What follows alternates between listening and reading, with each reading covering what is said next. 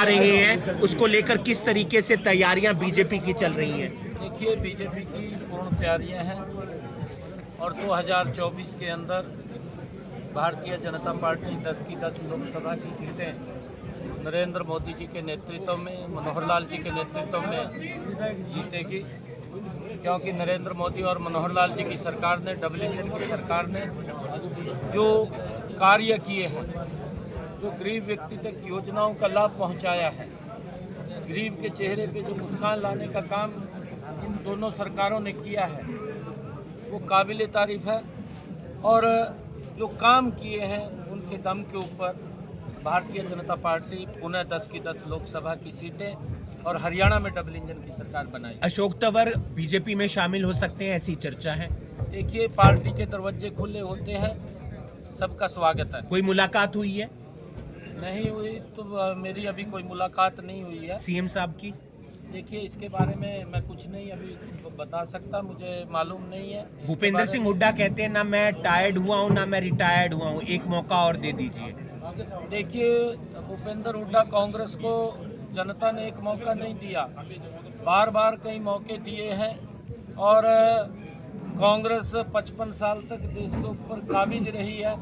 चुनाव के समय जरूर वो नारे देते थे कि गरीबी हटाएंगे, परंतु गरीबी कांग्रेस के पास आज तक नहीं हटी और भ्रष्टाचार को बड़ा बढ़ावा कांग्रेस की सरकार के अंदर मिला है।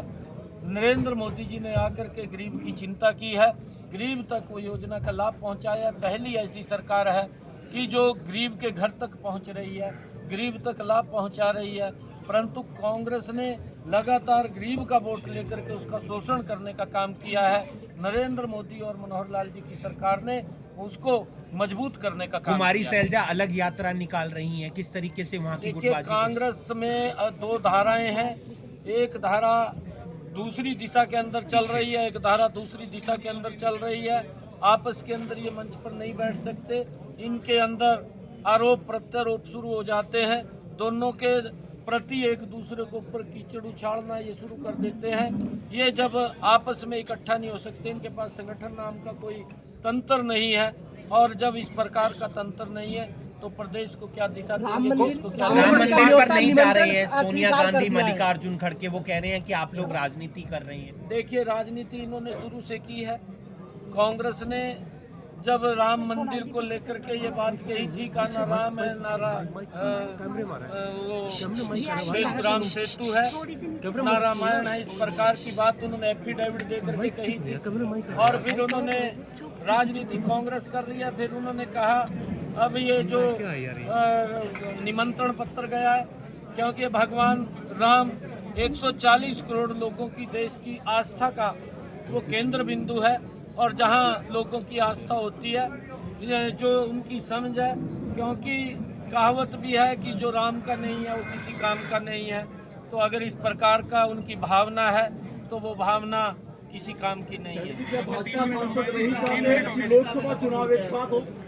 क्या भाजपा सांसद नहीं चाहते कि लोकसभा और विधानसभा चुनाव एक साथ हो? देखिए, चुनाव आयोग का विषय है, चुनाव आयोग जैसा भी दिशा निर्देश देगा उस दिशा में काम करेंगे। सांसद जो है नहीं चाहते? नहीं, देखिए, ऐसा नहीं है, चुनाव आयोग का विषय है और चुनाव आयोग जो तय करेगा, सरकार की पूरी तैयारी। आप लोकसभा चुनाव लड़ेंगे?